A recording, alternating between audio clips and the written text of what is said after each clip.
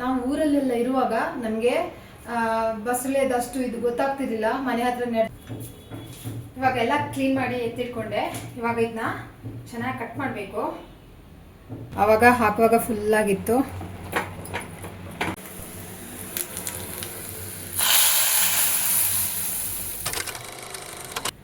ಎಲ್ರಿಗೂ ನಮಸ್ಕಾರ, welcome back to the Nihitha channel. ಇವತ್ತು ನಾನು ನಮ್ಮೂರಿನ ಸ್ಪೆಷಲ್ ಬಸಳೆ ಇದು ಮಾಡ್ಬೇಕಂತ ಇದ್ದೀನಿ. ಸೊ ಇವತ್ತು ನನಗೆ ತುಂಬ ದಿನ ಆದ ನಂತರ ಸೊಪ್ಪು ಅಂತ ತಲಿಕಂತ ಹೋದಾಗ ಇದು ಸಿಕ್ತು. ಬಸಳೆ ತುಂಬ ಇರಲ್ಲ ಅಲ್ಲಿ. ನಾನು ಕೇಳ್ತಾ ಇರ್ತೀನಿ ಅಂಕಲ್ ತಂದುಕೊಡಿ ಅಂತ. ಇವತ್ತು ಸಿಕ್ತು ಅಲ್ಲಿ. ಇಲ್ಲಿ ಇದು ಸಣ್ಣ ಕಟ್ಟಿ ಇರುತ್ತೆ. ಕಟ್ಟಿಗೆ ಇದು 10 ರೂಪಾಯಿ. ನಾನು 2 ಕಟ್ ತಂದೆ. ನಾವು ಊರಲ್ಲೆಲ್ಲ ಇರುವಾಗ ನಮಗೆ ಬಸಳೆದಷ್ಟು ಇದು ಗೊತ್ತಾಗ್ತಿರ್ಲಿಲ್ಲ. ಮನೆ ಹತ್ರ ನೆಡ್ತಾ ಇದ್ರು ಅಮ್ಮ. ಸೊ ಯಾವತ್ತಾದ್ರು ಮಾಡ್ತಾ ಇದ್ರು, ಎವ್ರಿ ಸ್ಯಾಟರ್ಡೇ ಇಲ್ಲ ವೆಡ್ನೆಸ್ಡೇ ಈ ಥರ ಮಾಡ್ತಾ ಇದ್ರು. ಸೊ ಇವಾಗ ನಾವು ಊರು ಬಿಟ್ಟು ಬಂದ ನಂತರ, ಬೇರೆ ಊರಿಗೆ ಬಂದ ನಂತರ ಇಂಥದ್ದೆಲ್ಲ ಅಪರೂಪಕ್ಕೆ ಸಿಗುವ ಸೊಪ್ಪಾಗಲಿ ತರಕಾರಿ ಆಗಲಿ ಅದರ ಬೆಲೆ ಗೊತ್ತಾಗುತ್ತೆ. ಸೊ ಬಸಳೆ ತಿನ್ನೋದು ನಾನು ತುಂಬ ಟೈಮ್ ಆಯಿತು. ಇದ್ರ ಜೊತೆ ನಾವು ಹರ್ವಾಯಿ ಅಥವಾ ಡ್ರೈ ಫಿಶ್ ಅಂದರೆ ಪ್ರಾನ್ಸ್ ಬರುತ್ತಲ್ಲ, ಡ್ರೈ ಪ್ರಾನ್ಸ್ ಅದನ್ನ ಆ್ಯಡ್ ಮಾಡ್ಕೊಂಡು ಮಾಡಿದರೆ ಗಸಿ ತುಂಬ ಚೆನ್ನಾಗಿರುತ್ತೆ. ಹಾಗೆ ಕೆಲವರು ಸೀಸನಲ್ಲಿ ಜಾಕ್ ಫ್ರೂಟ್ ಇದ್ದು ಸೀಡ್ಸ್ ಬರುತ್ತಲ್ವ, ಅದನ್ನು ಆ್ಯಡ್ ಮಾಡ್ಕೊಂಡು ಮಾಡ್ತಾರೆ, ಚೆನ್ನಾಗಿರುತ್ತೆ. ಬಟ್ ನಾನಿವತ್ತು ಕಾಳೆಲ್ಲ ಮಿಕ್ಸ್ ಮಾಡ್ಬೋದು. ಕೆಲವು ಕಾಳೆಲ್ಲ ಬರುತ್ತೆ, ಅದನ್ನ ಮಿಕ್ಸ್ ಮಾಡ್ಕೊಂಡು ಮಾಡ್ಬೋದು, ಚೆನ್ನಾಗಿರುತ್ತೆ. ಬಟ್ ನಾನು ಏನು ಮಾಡ್ತಾ ಇಲ್ಲ, ಜಸ್ಟ್ ಸಿಂಪಲ್ ಆಗಿ ಇದ್ರದ್ದೇ ಸಾರು ಮಾಡ್ತಾ ಇದ್ದೀನಿ. ಊರಿದ್ದು ಬಸಳೆ ಇದರಲ್ಲಿ ತುಂಬ ನಾರು ಇರುತ್ತೆ. ಇದರಲ್ಲಿ ಆ ಥರ ಏನಿರಲ್ಲ. ಅಂದರೆ ತಿನ್ನುವಾಗನೇ ಎಲ್ಲ ನಾವು ತಿನ್ಬೋದು. ನಮ್ಮ ಊರಿದ್ರಲ್ಲಾದರೆ ನಾರು ಇರುತ್ತೆ, ಕಚ್ಚಿ ಅಂದರೆ ಇದು ಮಾಡ್ಬೋದು, ಚೆನ್ನಾಗಿರುತ್ತೆ ನೋಡಿ. ಆದರೂ ನಮ್ಮೂರಿನ ಥರ ಫ್ರೆಶ್ ಇರಲ್ಲ ಇಲ್ಲಿ. ಇದು ಫಾರಮ್ ಅಂತಲೇ ಹೇಳ್ಬೋದು. ನಮ್ಮೂರಲ್ಲೆಲ್ಲ ಮನೆ ಎದುರುಗಡೆ ನಡುವೆ ನಾಟಿ, ಇದು ಒಂಥರ ಫಾರಮ್ ಥರನೇ ಇದೆ. ಪರವಾಗಿಲ್ಲ, ಅಪರೂಪಕ್ಕೆ ಸಿಕ್ಕಿದ್ರು ಖುಷಿ ಆಯಿತು, ತಂದೆ. ಸೊ ಇವತ್ತು ನಮ್ಮೂರಿನ ಸ್ಪೆಷಲ್ ಬಸಳೆ ಸಾರು ಯಾವ ಥರ ಮಾಡೋದು ಅಂತ ನಾನು ತೋರಿಸ್ತೀನಿ ರೆಸಿಪಿನ. ಬನ್ನಿ ಮಾಡೋಣ. ಫಸ್ಟ್ ಇದನ್ನ ನಾನು ಕ್ಲೀನ್ ಮಾಡ್ಕೊಂಡು ಎತ್ತಿಟ್ಕೋತೀನಿ. ನಂತರ ಒಂದು ಪಾತ್ರೆಗೆ ಹಾಕಿ ಬೇಯಿಸ್ಕೋಬೇಕು ಇದನ್ನ. ನೆಕ್ಸ್ಟ್ ಇದಕ್ಕೆ ಮಸಾಲೆ ಎಲ್ಲ ಹಾಕ್ಕೊಂಡು ಕಡ್ದು ಹಾಕಬೇಕು. ಸೊ ಇವಾಗ ಮಾಡ್ತೀನಿ. ಚೆನ್ನಾಗಿ ಕ್ಲೀನ್ ಮಾಡಿಕೊಂಡು ತೊಳ್ಕೊಬೇಕು. ಅದರಲ್ಲಿ ಕೆಲವೊಂದ್ಸಲಿ ಮಣ್ಣೆಲ್ಲ ಇರುತ್ತೆ. ಸೊ ಕೆಲ ಸೊಪ್ಪಲ್ಲಿ ಇದೆಲ್ಲ ಇರುತ್ತೆ, ಹುಳ ಎಲ್ಲ ಇರುತ್ತೆ. ಸೊ ಚೆನ್ನಾಗಿ ಕ್ಲೀನ್ ಮಾಡ್ಕೋಬೇಕು. ಇದರ ದಂಟು ಮತ್ತು ಸೊಪ್ಪನ್ನ ಸಪ್ರೇಟಾಗಿ ಬೇಯಿಸ್ಕೊತಿದ್ವಿ. ಬಟ್ ಇದಷ್ಟು ನಾರಿಲ್ಲದ್ರಿಂದ ಬೇಗ ಬೇಯುತ್ತೆ ಒಟ್ಟಿಗೆ ಹಾಕಿದರೆ. ನಮಗೆ ತರಕಾರಿ ಎಲ್ಲ ಅಂದರೆ ಊರಲ್ಲಿದೆ. ನಾವು ಊರಲ್ಲಿ ತರಕಾರಿ ಎಲ್ಲ ಅಷ್ಟೊಂದು ಯೂಸ್ ಮಾಡಲ್ಲ. ಮನೆ ಹತ್ರ ಆಗಿರೋದು ಬದನೆ ಆಗಲಿ ಅಥವಾ ಈ ಥರ ಬಸಳೆ ಏನಾದರೂ ಮನೆ ತೋಟದಲ್ಲಾಗಿದ್ದರೆ ಅದನ್ನೇ ಯೂಸ್ ಮಾಡ್ತಾಯಿದ್ರು. ಹೊರಗಡೆಯಿಂದ ತಂದು ತರಕಾರಿ ಎಲ್ಲ ಮಾಡೋದು ತುಂಬ ಕಡಿಮೆ ಊರಲ್ಲಿ. ನಿಜ ಅಲ್ವಾ? ನಾವು ಊರಲ್ಲಿರುವಾಗ ನಮ್ಮ ಊರಿದ್ದು ಬೆಲೆ ಗೊತ್ತಿರಲ್ಲ. ಊರು ಬಿಟ್ಟು ಬಂದ ನಂತರ ನಮ್ಮ ಊರಿದ್ದು ಪ್ರತಿಯೊಂದು ವಸ್ತು ತುಂಬ ಅಪರೂಪಕ್ಕೆ ಸಿಕ್ಕಿದಾಗ ನಮಗೆ ಒಂಥರ ಖುಷಿನೇ. ಅದು ಸಿಕ್ಕಿದಾಗ ತಿನ್ನೋದಂದರೆ ತುಂಬಾ ಖುಷಿ. ಮುಂಚೆ ಅಮ್ಮ ಬಸಳೆ ಸಾರು ಏನಾದ್ರು ಮಾಡಿದರೆ ಅಮ್ಮ ಬಿಡಮ್ಮ, ಹೋಗಮ್ಮ, ಬೇಡಮ್ಮ ಅಂತ ಹೇಳ್ತಾ ಇದ್ವಿ. ಬಟ್ ಇವಾಗ ನೋಡಿ ಎಷ್ಟು ಆಸೆಯಿಂದ ತಂದಿದ್ದೀನಿ ನಾನು ಇದನ್ನ, ತಿನ್ನಲೇಬೇಕು ಅಂತೇಳಿ. ಟೈಮ್ ಆಯಿತು ಬೇಗ. ನನ್ನ ಮಗಳು ಮಲ್ಕೊಂಡಿದ್ದಾಳೆ. ಅಷ್ಟರಲ್ಲಿ ನಂದು ಈ ರೆಸಿಪಿ ಆಗಬೇಕು, ಪಲ್ಯ ಸಾರು ಆಗಬೇಕು. ಮಗಳು ಎದ್ದೇಳೋಷ್ಟರಲ್ಲಿ ನಂದು ಸಾರು ಆಗಬೇಕು, ಬಸಳೆ ಸಾರು.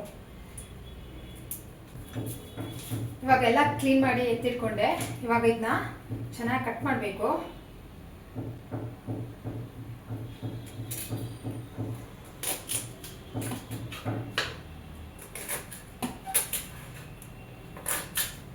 ನಾನು ಎಷ್ಟು ಸ್ಮಾಲ್ ಮಾಡ್ತೀನಿ ಕಟ್ಟಿದ್ನ.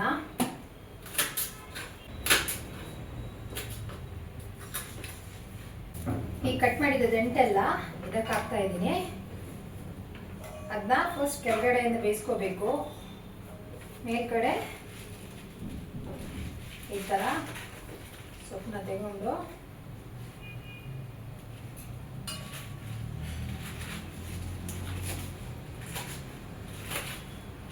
ಸ್ಮಾಲ್ ಚಾಪ್ ಏನು ಬೇಡ. ಸೊಪ್ಪು ಸ್ವಲ್ಪ ದೊಡ್ಡದಲ್ಲಿ ಚಾಪ್ ಮಾಡಿದರೆ ಪರವಾಗಿಲ್ಲ, ಯಾಕಂದರೆ ಫುಲ್ ಬೆಂದೋಗುತ್ತೆ ಅದು. ಸ್ಮಾಲ್ ಚಾಪ್ ಮಾಡಿದರೆ ಸೊಪ್ಪು ತಿನ್ಲಿಕ್ಕೆ ಸಿಗಲ್ಲ. ಅದಕ್ಕೆ ನಾನು ದೊಡ್ಡ ಪೀಸೇ ಮಾಡೋದು. ದೊಡ್ಡ ಚಾಪೇ ಮಾಡ್ತಿದ್ದೀನಿ.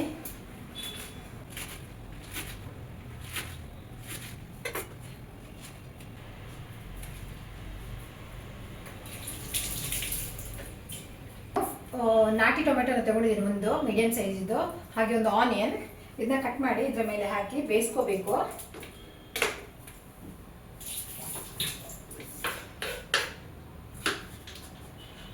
ನಾಟಿ ಟೊಮೆಟೊ ಹಾಕಿದರೆ ಹುಳಿ ಇರುತ್ತೆ, ಚೆನ್ನಾಗಾಗುತ್ತೆ ಅಂತೇಳಿ ನಾಟಿ ಟೊಮೆಟೊನ ಹಾಕ್ತಾ ಇದ್ದೀನಿ. ಫಾರಮ್ ಕೂಡ ಹಾಕ್ಬೋದು, ಬಟ್ ನಾನು ಹುಳಿಗೆ ಚೆನ್ನಾಗಿರುತ್ತೆ ಅಂತೇಳಿ ಹಾಕಿದ್ದೀನಿ.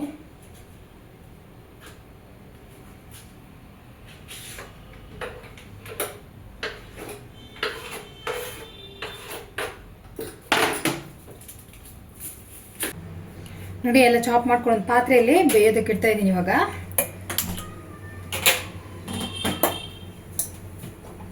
ಸ್ವಲ್ಪ ವಾಟರ್ ಆ್ಯಡ್ ಮಾಡಿಕೊಂಡು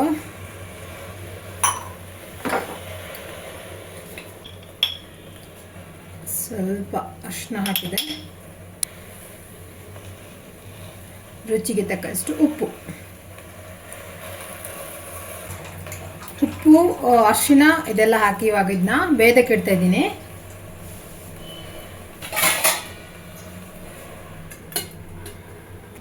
ಇದು ಮಸಾಲೆಗೆ ಮೆಂತ್ಯ ಸೀಡ್ಸ್, 1 ಟೀ ಸ್ಪೂನ್ ಅಷ್ಟು ಕೊರಿಯಂಡರ್ ಸೀಡ್ಸ್, ಇದು ಜೀರಾ, ಮತ್ತು ಇದು 4 ರಿಂದ 5 ಬ್ಯಾಡಗಿ ಚಿಲ್ಲಿ ತೊಗೊಂಡಿದ್ದೀನಿ, ಮತ್ತು ಇದು ಪೆಪ್ಪರ್.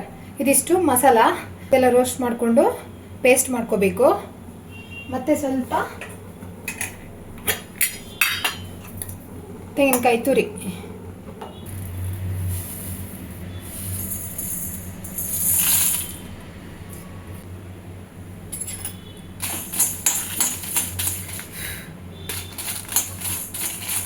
ಇದಿವಾಗ ಡ್ರೈ ರೋಸ್ಟ್ ಆಗಿದೆ, ತಣ್ಣಗಾಗಲಿ.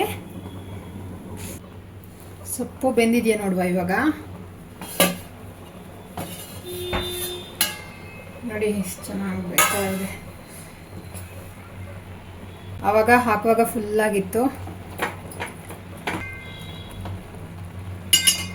ನನ್ನಮ್ಮ ಅಂತಾರೆ ಬಸಳೆ ಸೊಪ್ಪು ಬೇಯುವಾಗ ನಾವು ಸ್ಪೂನ್ ಹಾಕಬಾರ್ದಂತೆ, ಅದು ದಂಟು ಏನೋ ಗಟ್ಟಿ ಆಗುತ್ತೆ ಅಂತ ಹೇಳ್ತಾರೆ, ಮರ ಕಟ್ಟುತ್ತೆ ಅಂತ ಹೇಳ್ತಾರೆ. ಅದು ಏನಕ್ಕಂತ ನನಗೂ ಗೊತ್ತಿಲ್ಲ. ನಾನು ಅದಕ್ಕೆ ಹಾಕ್ತಾ ಇಲ್ಲ ಸ್ಪೂನು, ಜಸ್ಟ್ ನೋಡಿದೆ. ಹೀಗೆ ಬೇಯಲಿ ಇದು. ಮಿಕ್ಸಿ ಜಾರಿಗೆ ನಾನು ಮಸಾಲ ಡ್ರೈ ರೋಸ್ಟ್ ಮಾಡ್ಕೊಂಡಿದ್ದೆ ಮಸಾಲ ಹಾಕ್ಕೋತಿದ್ದೀನಿ. ತೆಂಗಿನಕಾಯಿ ತುರಿ, ಆನಿಯನಲ್ಲಿ ಹಾಫ್ ಬೇಯೋದಕ್ಕೆ ಹಾಕಿದೆ, ಇವಾಗ ಹಾಫ್ ಗ್ರೈಂಡ್ ಮಾಡೋದಕ್ಕೆ ಹಾಕ್ತಾ ಇದ್ದೀನಿ.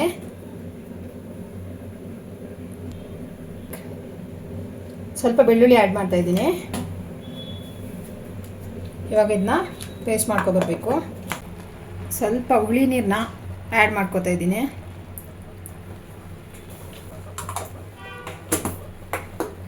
ಇವಾಗ ದಂಟು ಬೆಂದಿದೆ ನೋಡುವ.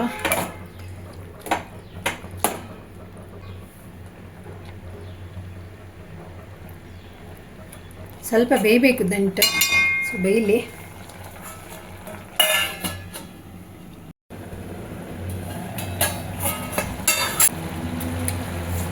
ಇವಾಗ ಇದಕ್ಕೆ ಮಸಾಲೆ ಆ್ಯಡ್ ಮಾಡ್ಕೊತಾ ಇದ್ದೀನಿ. ಸಿಂಪಲ್ ಆಗಿ ಮಾಡೋದು ರೆಸಿಪಿ ಇದು, ಅಷ್ಟೇನು ಕಷ್ಟ ಇಲ್ಲ.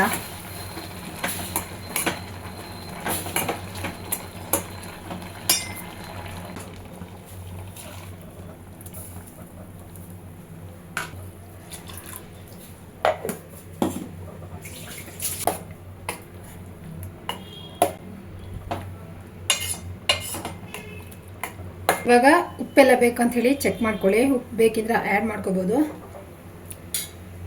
ಸ್ವಲ್ಪ ಉಪ್ಪು ಬೇಕು.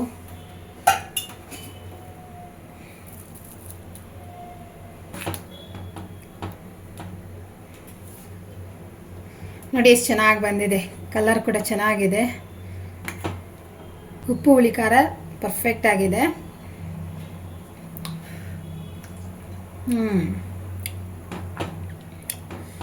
ಇದಕ್ಕೊಂದು ಇವಾಗ ಒಗ್ಗರಣೆ ಕೊಟ್ಟರೆ ಸೂಪರ್ ಆಗಿರುವಂಥ ಊಟ.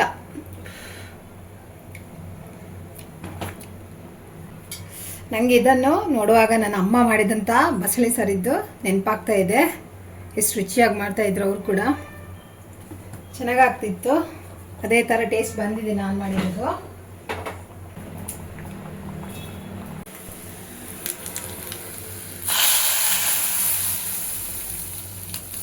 ಬಸಳೆ ಸಾರು ರೆಡಿಯಾಗಿದೆ. ಹಾಗೆ ಮುಚ್ಚಿಡೋಣ. ಸ್ವಲ್ಪ ಹೊತ್ತು ಅದು ಜಸ್ಟ್ ಹಾಗೆ ಲೋ ಫ್ಲೇಮಲ್ಲಿ ಇಟ್ಟಿರ್ತೀನಿ. ಇವಾಗ ನೋಡಿ ಬಿಸಿ ಬಿಸಿಯಾದ ಬಸಳೆ ಸಾರು ರೆಡಿ. ಇದು ಬಾಯ್ಲ್ಡ್ ರೈಸ್ ಜೊತೆ ಮತ್ತು ವೈಟ್ ರೈಸ್ ಜೊತೆನೂ ಚೆನ್ನಾಗಿರುತ್ತೆ. ನಾನು ಮಾಡಿದಂಥ ನಮ್ಮೂರಿನ ಬಸಳೆ ಸಾರು ನಿಮ್ಗೆ ಇಷ್ಟ ಆದರೆ ಆ ರೆಸಿಪಿನ ನೀವು ಟ್ರೈ ಮಾಡಿ ಅಂತ ಹೇಳ್ತಾ, ಈ ವಿಡಿಯೋ ಇಷ್ಟ ಆದರೆ ಪ್ಲೀಸ್ ಲೈಕ್ ಮಾಡಿ, ಶೇರ್ ಮಾಡಿ, ಸಬ್ಸ್ಕ್ರೈಬ್ ಮಾಡ್ಕೊಳ್ಳಿ.